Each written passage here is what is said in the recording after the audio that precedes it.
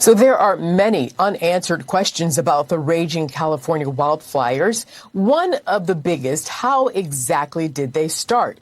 Now, some of the most skilled investigators from the ATF are now tasked with probing the cause of the devastating infernos. Joining us now is Bernard Zapor, former ATF special agent in charge and faculty associate at Arizona State University's School of Criminology and Criminal Justice. So where do you start such an investigation, and what kind of equipment will ATF use when combing through the rubble? Also, what are the potential hidden dangers facing ATF agents? ATF has deployed the National Response Team, which is a cooperation of a number of disciplines and sciences. It's an incredibly effective investigative tool. Their primary objective is to find cause and origin. Cause and origin, for example, could be something like accidental. If you had an energy transmission line that arced, starting the fire, or they found evidence of a man-made setting, such as a road flare or accelerants. They'll be using laboratory analysis on site to expedite their findings, and they will come to a cause and origin for all of it. Now, is it possible to discover different ignition sources for the multiple fires in the area? You know, it's quite plausible that in a situation like this, and it has been historically the case, where you had something that started, say, mechanically or accidentally, but then somebody started an arson fire in addition because of the Santa Ana winds and the potential devastation. We don't know as to what their motive and intent is other than to start a fire. But the federal criminal penalties for starting an arson fire that results in death are significant, up to life in prison or even the death penalty. So one of the things, they use simple things up to very advanced technology. They have canines that detect accelerants in part of their process, up into significant and recently advanced laboratory analysis they can do on site. The people that are on these national response teams, they are like the most skilled in their field. They are the top arson investigators working with Los Angeles and the resources there. There will be significant attention. I think they will come up with some very strong information as to what was the cause and origin of Palisades and some of the other fires of origin. Yeah, everyone wants to know. I'm just wondering, again, there's so much in front of them.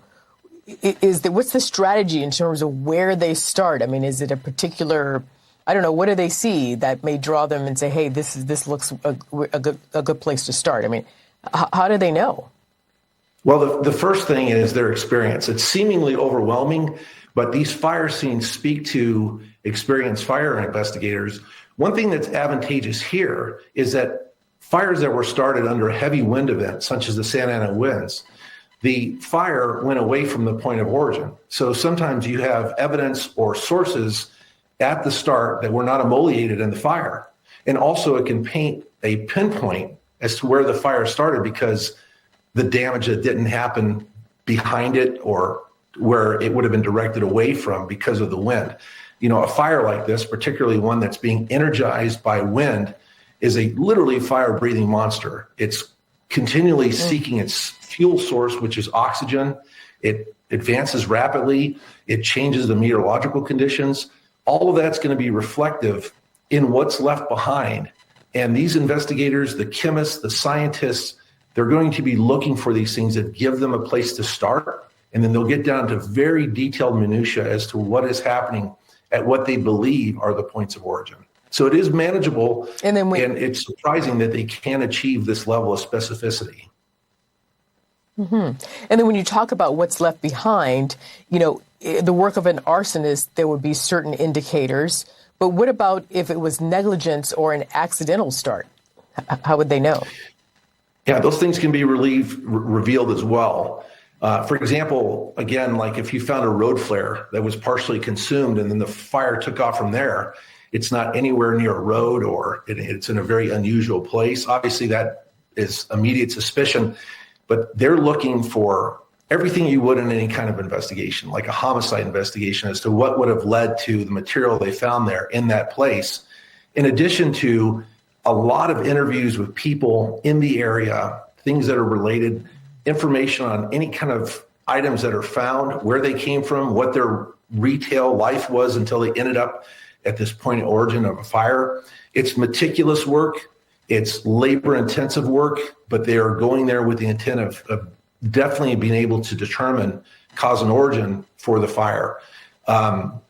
If they actually do have something that looks like it's man-made, they need to obviously get to the point of motive and intent. Was it an accident? Somebody got scared, didn't want to reveal what happened, which was a recent California wildfire where somebody was unlawfully starting a campfire and ended up killing off hundreds of acres.